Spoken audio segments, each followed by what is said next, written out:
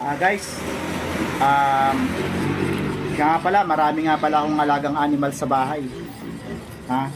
Ito guys, kwento lang hindi to content O ito, alam niyo ba guys, ang mga alaga kong hayop ay daga, ipis, putakte, surot, langaw, langgam, lamok.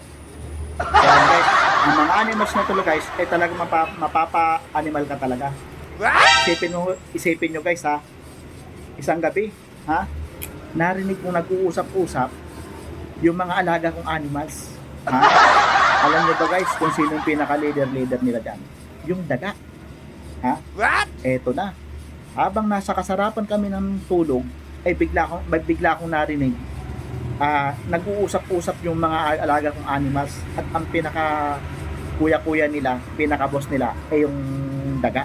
Sabi ng daga, mga pare, pinatawag ko kayo para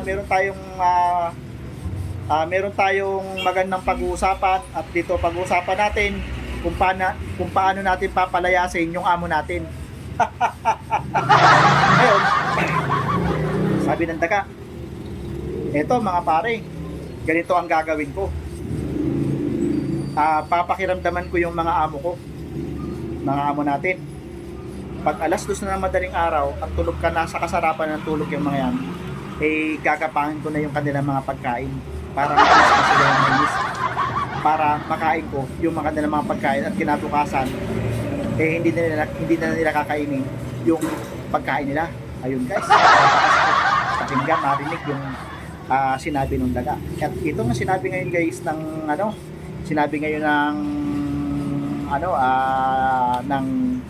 ipis. Ikaw lang ba? Ako nga ikaw papunta ka pa lang Ako pabalik na ako. Bago mo kainin yung tira-tira ng amo natin, ginapang-gapang na namin yan. Tinawag ko yung mga kamag-anak ko para magsapagsaluhan namin ang pagkain ng mga amo natin. So ngayon, sinabi naman ngayon ng putakte, kayo, ang dudumi ng mga isip nyo, ang sasama ng mga iniisip nyo. Kami, magtatayo lang kami ng bahay dito, maglalatayo kami ng roast dito. Lahat ng mga anak ko, kamag-anak ko, kailangan mapatayan ko ng kanya-kanya silang bahay dito. Para, pag nandito na kami lahat magkakamag-anak, palalayasin namin yung mga amo natin. Napakalungkot sa mga plano ng mga alaga ng animals, di ba? Eto ngayon guys, ang pang-apat na nagsalita ngayon yung surot. Alam nyo ba kung anong sinabi ng surot? Wala pala kayo yung mga pinaplano niya yan, wala yan sa mga pinaplano ko. Eto ang sabi ng daga, kami bago namin kainin yung amo, kayo kinakain nyo yung mga tira-tira ng pagkain ng pagkain ng amo natin Kami, ang kinakain namin yung amo natin. Ito yung sinabi ng Soro. Kami, wala pang alas 8, gumagala-gala na kami sa mga palipaligid, lumabalabas na kami ng mga lungga namin. Hinahanap na namin yung amo namin para kainin namin. Para pag mainis na yung amo natin, lalayas niyan dito. Kakalungkot yung sinabi ng daga, diba? Ito ngayon ang sinabi nagsalita naman ngayon ng panlima yung langaw. Kayo pala gusto nyo, langawin ko namin kayo para kayo para lahat kayo lumayas na dito natawa yung langaw Ngayon, kayo, lahat ng pagkain ng amo nyo, kinakain nyo. Kami, yung mga pagkain nyo, dinadapuan lang namin yan. Dinadapuan na namin, tinatayian pa namin yan. Tuwa-tuwa yung langaw. Ito ngayon guys, ang sumunod na nagsalita guys, pang-anim na nagsalita guys, yung langgam. Wala pala kayo Ikaw surot, kinakain mo yung amo natin. Ikaw daga, kinakain mo yung pagkain ng amo natin. Ikaw naman putakte, may bala kang magtayo ng mga bahay dito sa bahay ng amo natin. Wala yan sa sinasabi sa mga plano namin. Ikaw naman langaw, gusto mo langawin kaming lahat dito. Wala yan. Wala yan sinabi sa mga plano ko. Ikaw naman langgam, gusto mo kain mo yung amo natin, kakatin mo. Wala yan lahat yan. Wala yan. Wala yan sa mga plano ko. Ito ang plano, matindi kong plano ngayon. Ha? Sabi naman to ng lamok. Alam nyo ba? Lahat ng mga pinaplano niyan, panay siya sa mga pinaplano ko.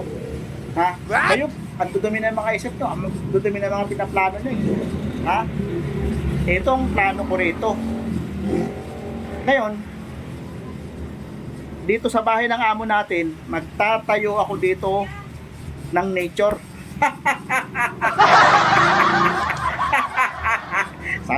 sabi ngayon ng lamok. Nagtanong naman ngayon yung si Daga. Siyempre yun, bossing nila eh. Ano naman pinaplano mo rito? Nature, anong gagawin mo sa nature? Ito, ganyan yung gagawin ko. Lahat nun ng pinaplano niyan, wala yan sa mga pinaplano ko. Sabi ng lamok, magtatayo ako ng nature dito. Kailangan itong bahay na to, pupunin ko to ng mga bulok na kahoy.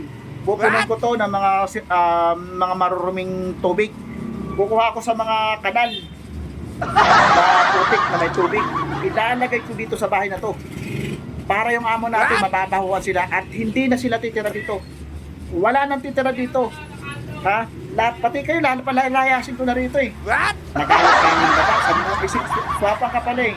Di ba kaya nga tayo nag-uusap dito para magkaroon tayo ng magkakaisa dito para yung amo natin mapalayas na natin.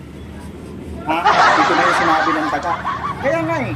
Kaya ang plano ko talaga dito, magtatayo ako ng nature dito. Lahat ng paligid ng bahay namin ito, lalagyan ko yan ng mga bulok na kahoy, mabahong putik, magtatanim ako ng mga halaman dito na madali mabulok. Para pag nabulok na yung mga yan, diyan kami mangingitlog.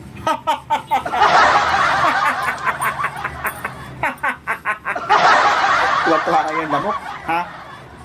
At pag napuno na ito pa sinabi ng lamok, at pag napuno na namin ng nature dito, may halaman na rito, may bulok na kahoy na rito, may bulok ng lahat na kasing mabahong bulok na rito. Malamang sa malamang, wala na kayo, hindi na kayo maninirahan dito. Dapat kaming mga lamok na lang. Kami, sapagkat kaming mga lamok ang pinakamatalino sa inyong lahat, sa ating lahat.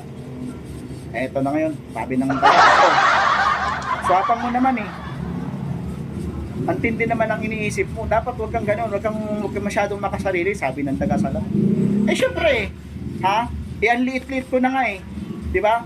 Di ba pag sabi ng taga, dapat pag maliit ka, dapat malaki yung utak mo.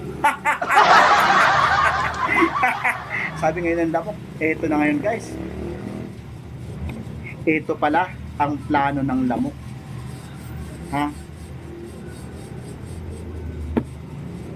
Alam nyo guys, binibiro ko lang kayong lahat. Pinakasaya ko lang kayo, pinakakala ko lang kayo, pinakakala ko lang kayo. Pero guys, ang plano talaga natin, lahat, sabi ng lamok, lahat ng mga plano tama yan. Kaya lang, mas matindi lang plano ko. Dahil ang plano ko ay hindi nyo naiisip, sabi ng lamok ngayon. Ito, lahat ng pinaplano nyo yan, tama yan. Kaya, ang plano ko talaga, lahat ng lahat ng buong bahay na to ay magkaroon tayo ng party-party rito. Ha? Pag nagalit at nagsawa na natin sa atin yung manok, yung mga amo natin, lalalayas na yan dito. Ngayon, ibebenta natin ngayon yung bahay ng mga amo natin. Yun ang sabi ng manok. Kasi, pag nahati-hati na natin to at binenta na natin to, ha, magtatayo na ako rito ng farm. Ha? Magtatayo ako ng farm dito. Tatayuan ko na to ng iba't ibang klase ng mga halaman, yung mga lahat ng nabubulok, lahat ng putik, lahat ng klase ng maruruming bagay. Hahakutin ko rito. Ha? Para dumami ang lahi ko. Pag dumami kami rito, dito na kami mangingitlog.